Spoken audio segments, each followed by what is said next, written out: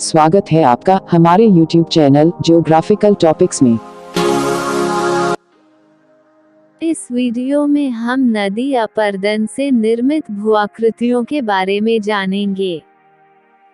नदी का अपरदन अनेक प्रकार के कारकों पर निर्भर करता है, जैसे बहते जल की गति, अवसादों की मात्रा, चट्टानों की संरचना, नदी की अवस्था एवं क्षेत्र का भूवैज्ञानिक स्वरूप। नदियों की युवावस्था में सबसे अधिक अपरदन होता है। नदी की युवावस्था में अपरदन की क्रिया से बनने वाली भू आकृतियां कुछ इस प्रकार हैं। पहला, गोर्ज एवं केनियन। गोर्ज नदी की गहरी घाटियों को कहा जाता है। ऊंचे पहाड़ों पर कमजोर चट्टानों वाले पठारी भागों को नदियां तीव्रता से गहरा करती है। कभी कभी पर्वत निर्माण के समय कुछ नदियां मोड़ों को उनके ऊपर उठने की गति के अनुसार निरंतर काटती रहती है। भारत का सबसे ऊंचा भाखड़ा नागल बांध सतलज नदी की भाखड़ा गोर्ज पर ही निर्मित किया गया है। केनियन। केनियन गोर्ज से अलग होते हैं। यह गोर्ज का विस्तृत रूप होता है। इसमें नदी अपनी धरातल से सैकड़ों मीटर की गहराई में खड़े ढालों के बीच गहरे मोड़ बनाते हुए बहती हैं। यहाँ तेज ढाल बना रहने से नदी का पानी तेजी से घाटी में आवाज गुंजाता हुआ बहता है। विश्व की सबसे विशाल एवं सबसे प्रसिद्ध केनियन दक्षिणी पश्चिमी संयुक्त राज्य अमेरिका की कोलोरेडो नदी की केनियन है। दूसरा, जाल्स गर्तिका।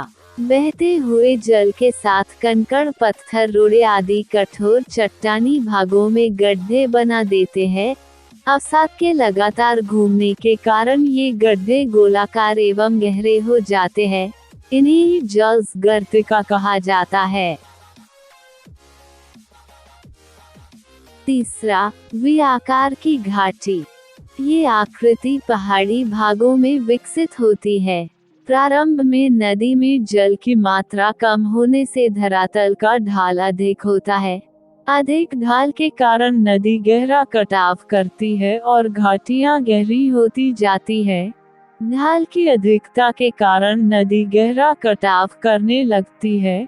नदी अपनी गहराई के साथ साथ किनारों को भी काटने लगती है। इस क्रिया द्वारा घाटी के पार्श्व तीव्र ढाल वाले या उत्तल होते हैं और नदी पार्श्विक अपरदन से घाटी को चौड़ा करने लगती है, जिससे उसका आकार अंग्रेजी के अक्षर वी जैसा हो जाता है। इसे ही वी आकार की घाटी कहा जाता है। चौथा, जलप्रपात। नदी के तल का ढाल तीव्र होने पर पानी तीव्रता से नीचे गिरता है।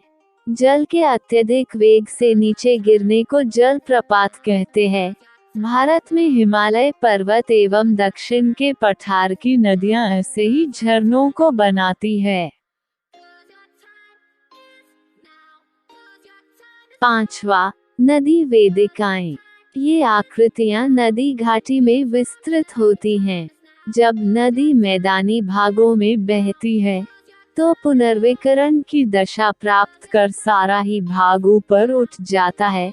ऐसी दशा में नदी अपने बाढ़ निर्मित मैदान अथवा समतल भाग को तेजी से पुनः गहरा करने लगती है। इसमें मैदान में सीढ़ी नुमा कटाव हो जाता है। इसे ही नदी वेदिकाएं कहते हैं।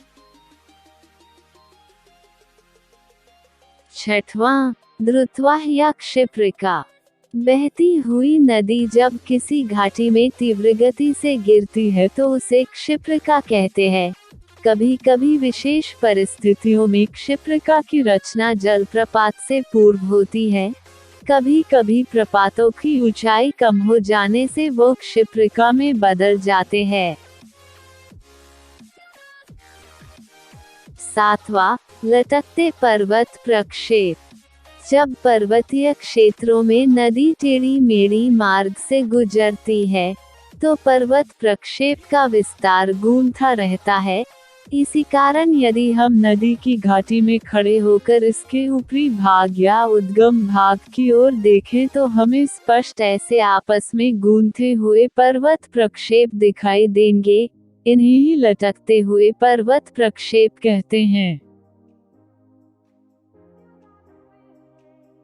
8वां, नदी मोड़।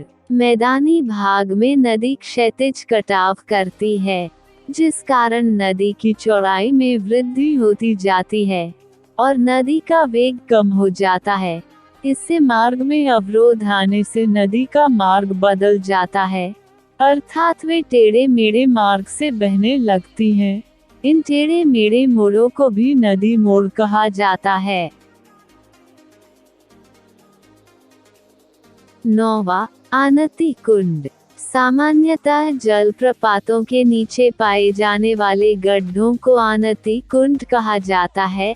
आनति कुंडों का निर्माण तब होता है जब जल की तेज धार के साथ जलोढ़ाक लगातार एक ही स्थान पर गिरते रहते हैं। 10वां, खांचे। जिन नदियों का तल कठोर होता है, वहाँ नदियाँ उन्हें काट छांट कर चिकना करती रहती हैं, किंतु कठोर स्वभाव वाले पत्थरों को पूरा न काटकर उनमें बार बार टक्करें लगाने से खांचे बना देती है। ये खांचे ऐसे लगते हैं मानो इन्हें किसी शिल्पी ने काटकर बनाया हो। 11वां, संप्राया मैदान। जब नदी क्षैतिज अपर्दन द्वारा धरातलीय असमानता को दूर कर नदियां संप्राय मैदानों का निर्माण करती हैं। ऊंचे उठे हुए भाग अपर्दन द्वारा कट छट कर समतल मैदान में बदल जाते हैं, जिन्हें संप्राय मैदान कहा जाता है। जब कुछ भाग बिना कटे यत्र तत्र रह जाते हैं तो उन्हें मोनोलॉक कहा जाता है। Thanks for watching this video. Have a nice day.